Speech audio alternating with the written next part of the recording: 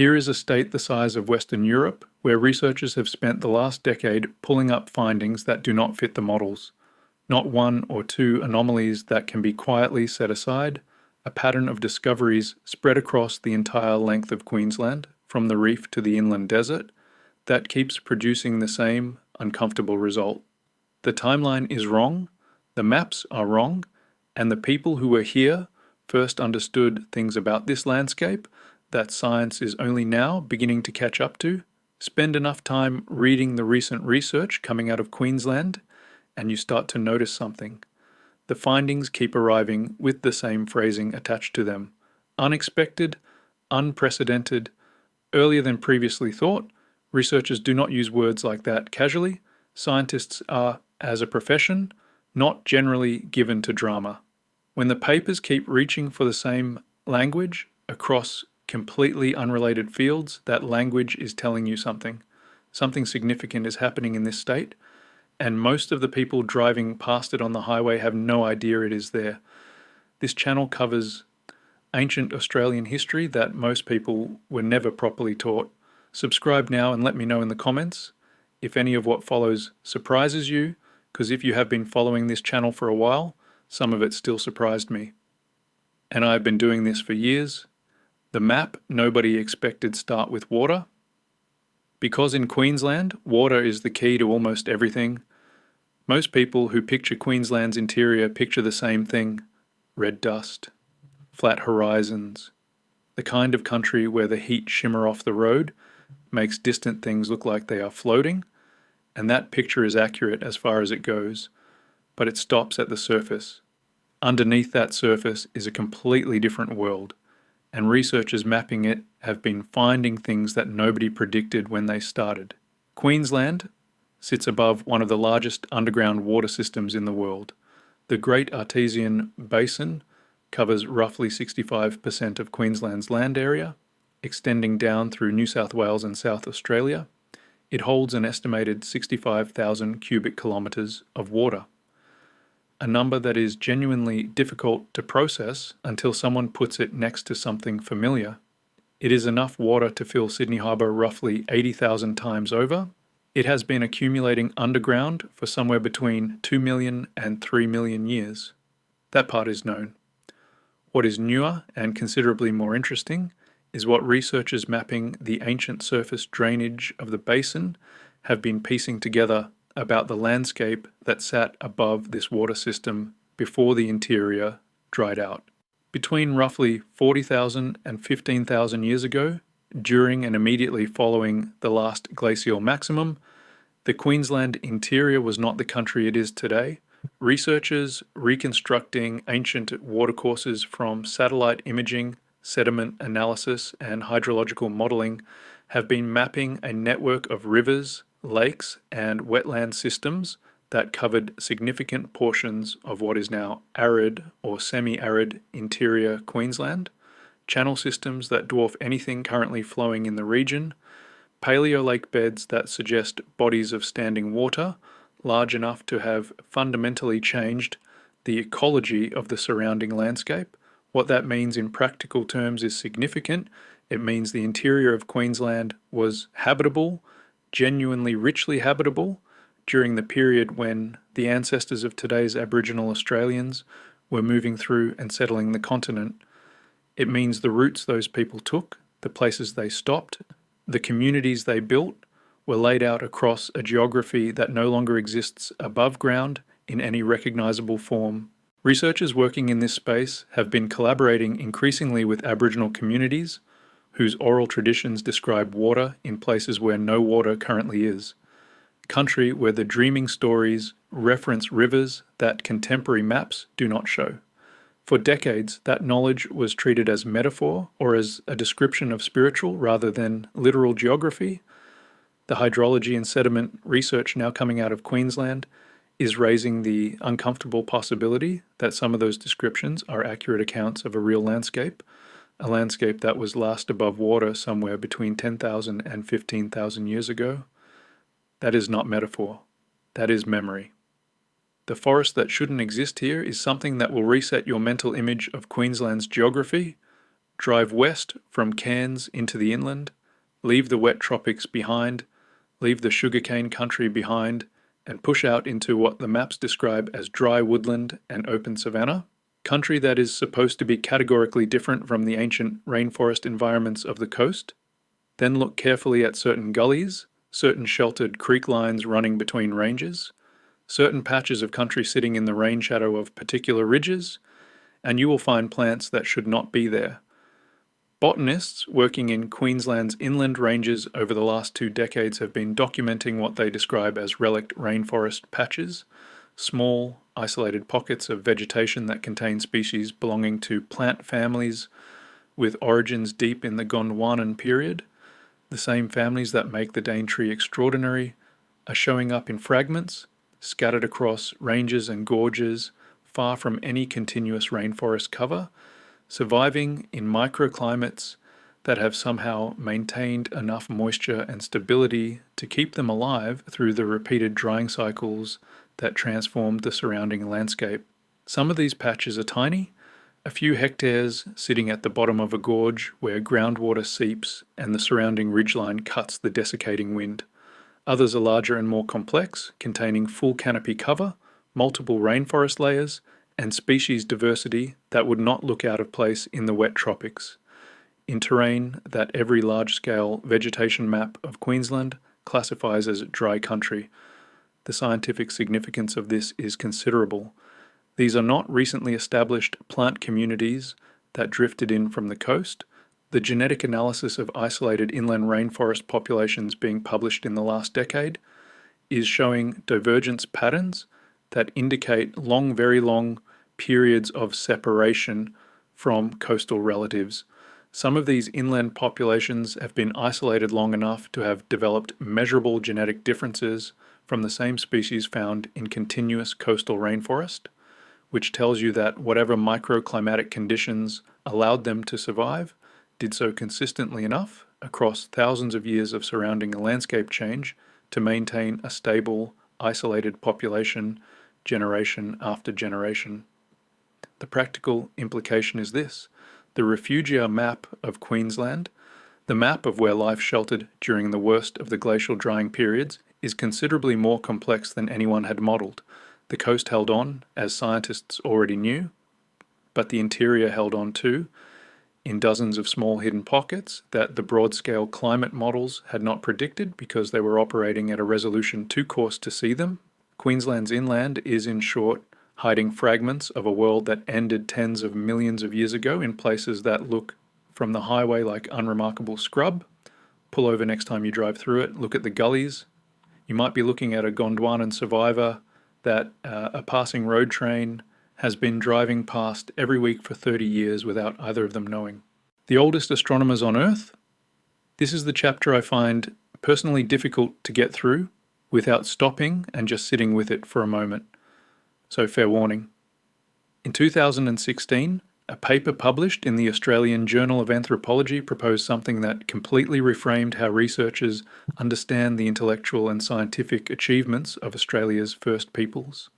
The paper, by researchers Dwayne Hamaker and Ray Norris, documented evidence that Aboriginal Australians had been systematically observing, recording, and transmitting sophisticated astronomical knowledge for a period of time that makes every other astronomical tradition on Earth look recent by comparison. We are not talking about casually noticing where the sun rises.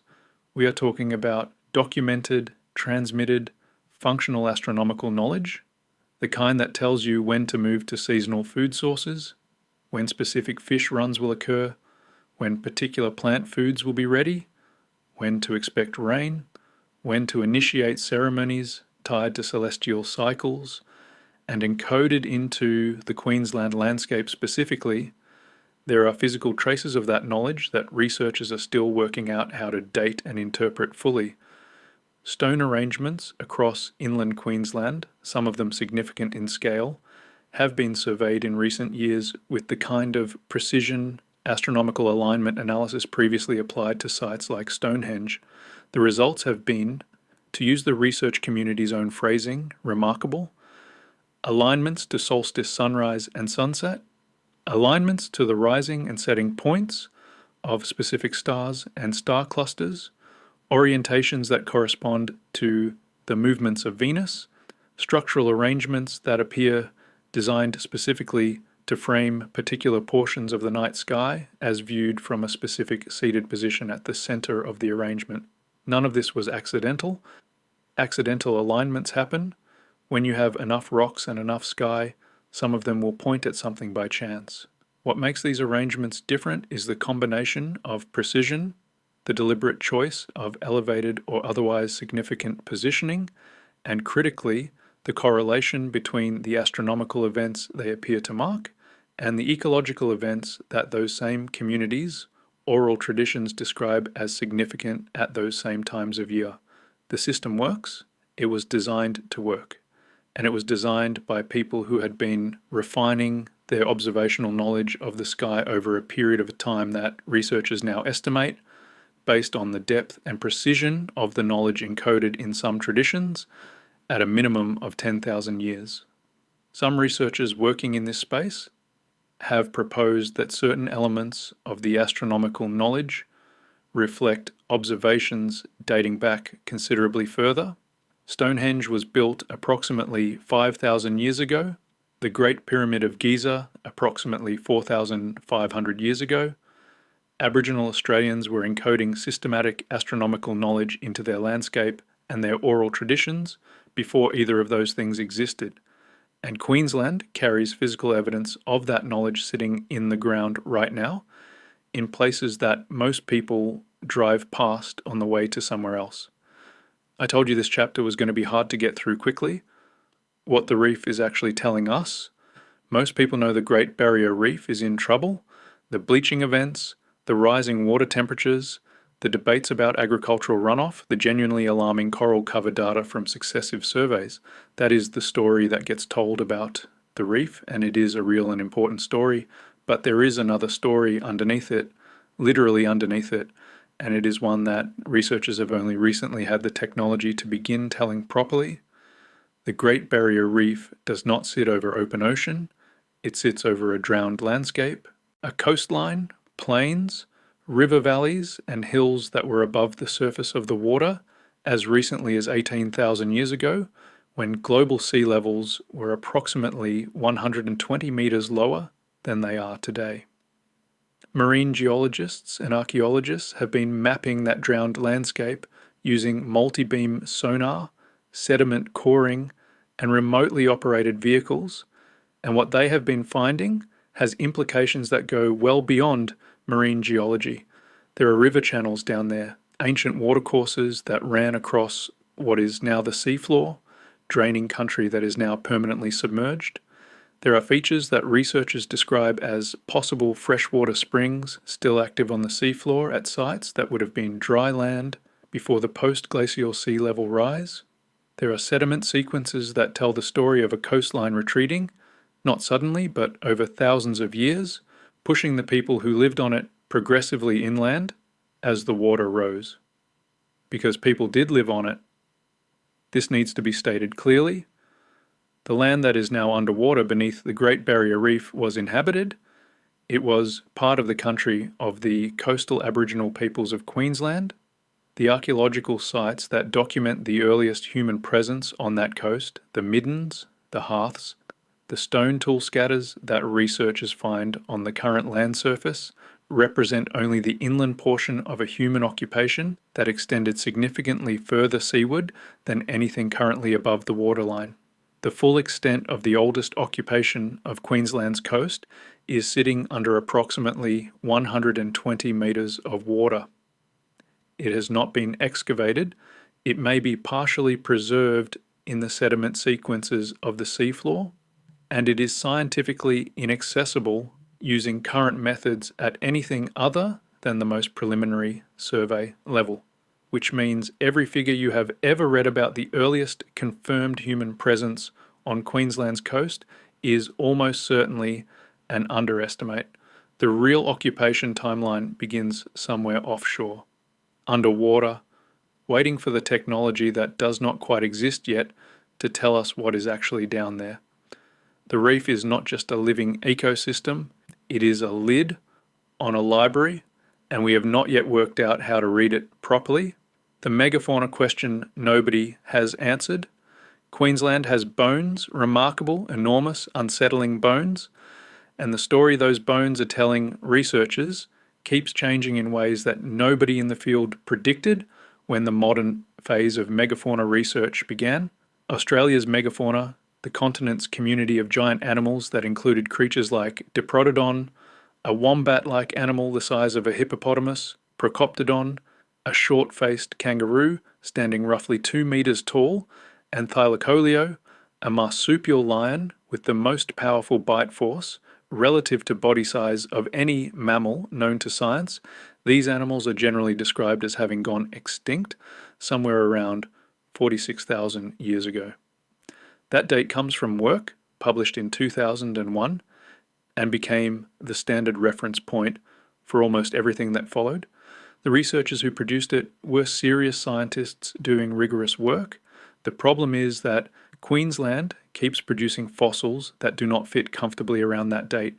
Sites in Queensland's Channel Country and in the cave systems of the southeast have been producing megafauna remains with dates that are creating genuine discomfort in the research community, not because the dates are implausible in isolation, but because they are scattered, some earlier than the standard model expects, some in a smaller number of cases later, late enough to raise questions about whether the extinction of certain species was as simultaneous and continent-wide as the standard model assumes.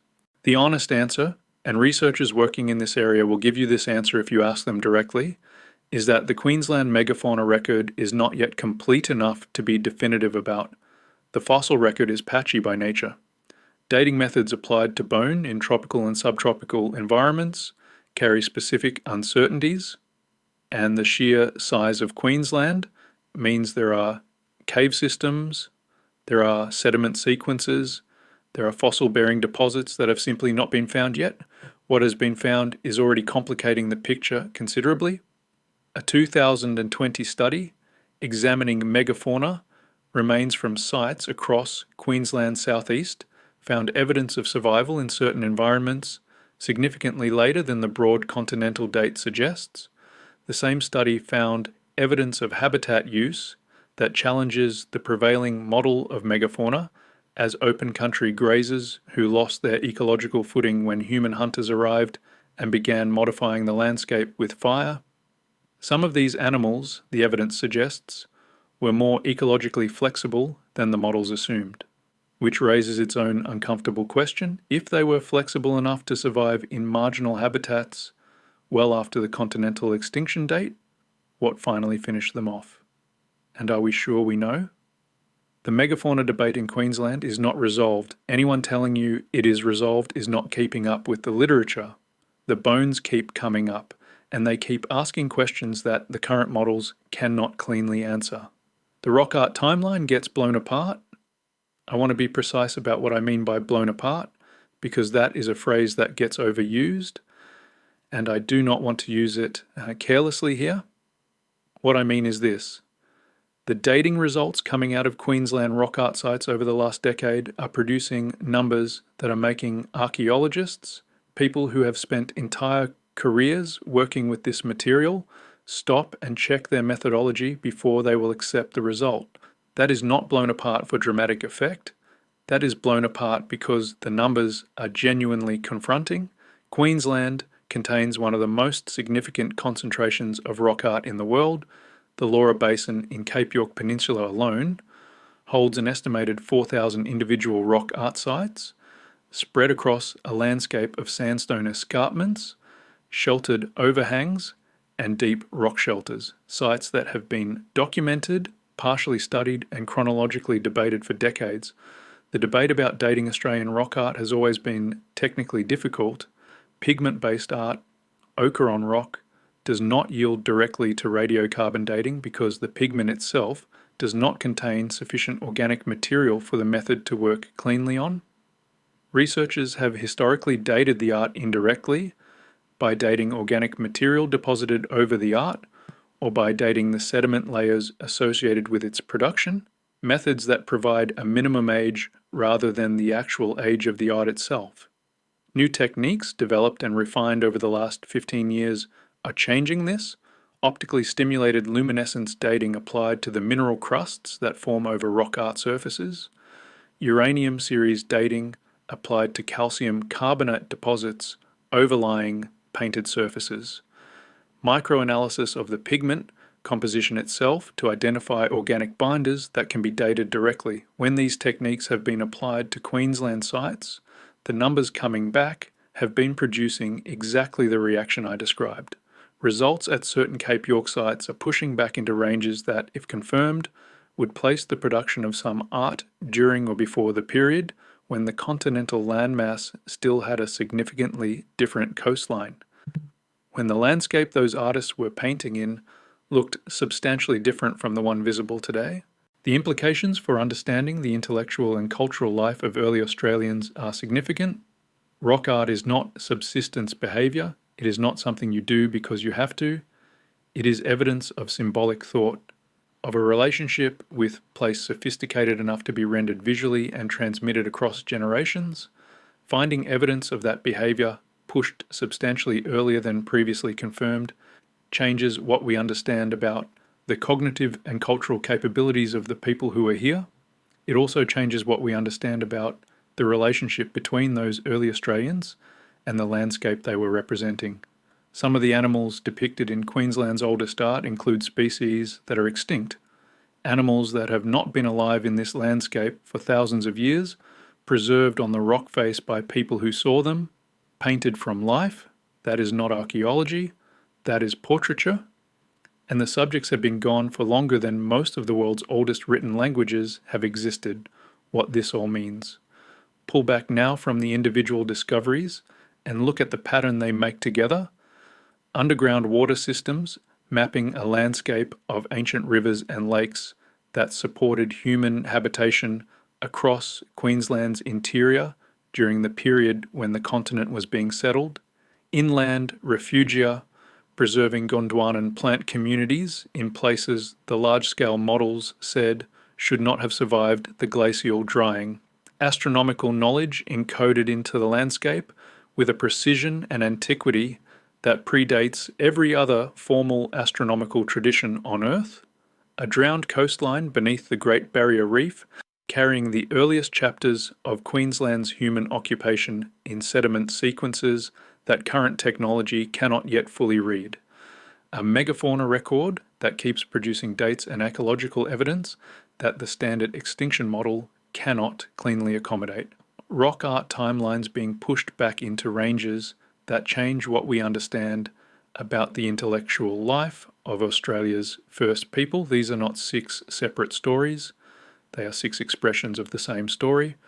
And the story is this. Queensland is not a place where history happened in the distant past and left behind remnants for scientists to piece together. It is a place where an extraordinarily deep and complex human and ecological history has been present continuously for a span of time that almost no other landscape on Earth can match. And the methods capable of reading that history properly are only now becoming available.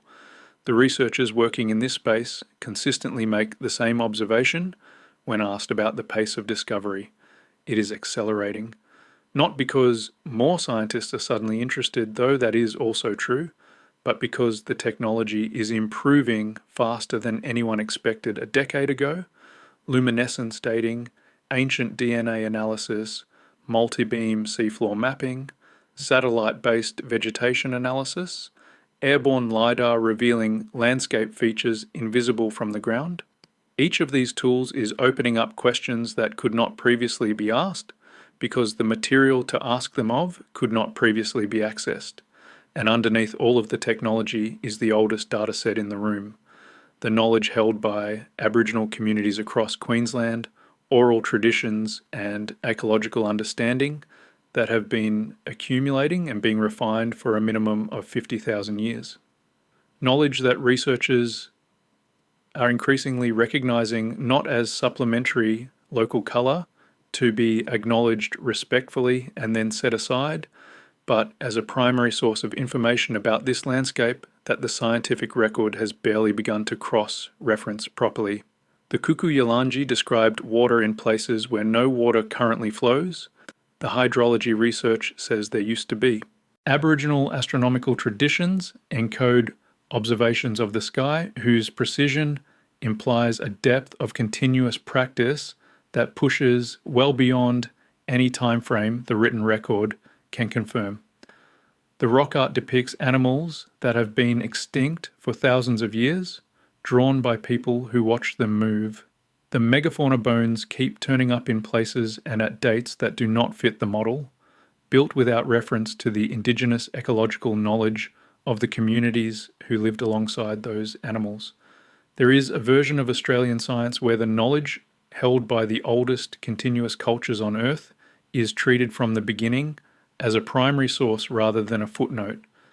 That version of Australian science is producing better results than the version that is not doing that. The evidence for this is now substantial enough that it is appearing in the methodology sections of peer-reviewed papers rather than just in acknowledgement paragraphs. Queensland is, in short, the best argument in the world for what happens when you take seriously the proposition that the people who have been somewhere the longest might know things about that place that a researcher who arrived recently has not found yet. The discoveries covered in this video are not complete. Several of the studies referenced here are ongoing. Some of the dates I mentioned are still being verified, still being challenged, still being refined by researchers who are not willing to accept a result just because it is extraordinary. That rigor is appropriate and necessary. Extraordinary claims require extraordinary evidence, and the work of confirming that evidence in Queensland is producing extraordinary results. The map is being redrawn, not metaphorically, literally. The geological maps, the archaeological maps, the ecological maps, the astronomical maps, all of them are being revised to accommodate things that the previous version of the map did not know to include. And if that is happening at the pace it is happening now, with the tools that currently exist, it is worth sitting with what the next decade of research might produce. Because if the last decade is any guide at all, whatever comes next is going to require the same word the papers keep reaching for: unexpected. If you made it to the end of this one, leave a comment. Because this script took longer to put together than almost anything else on this channel. The research kept pulling me sideways into papers I had not planned to read, which is either a sign of genuine depth or a sign that I need better time management. Probably both. Subscribe for more ancient Australian history that the standard curriculum never got around to telling you. And if you have a Queensland discovery you think belongs on this list, put it in the comments below. Some of the best leads for this channel have come from people who knew something I did not. That is very much the whole point.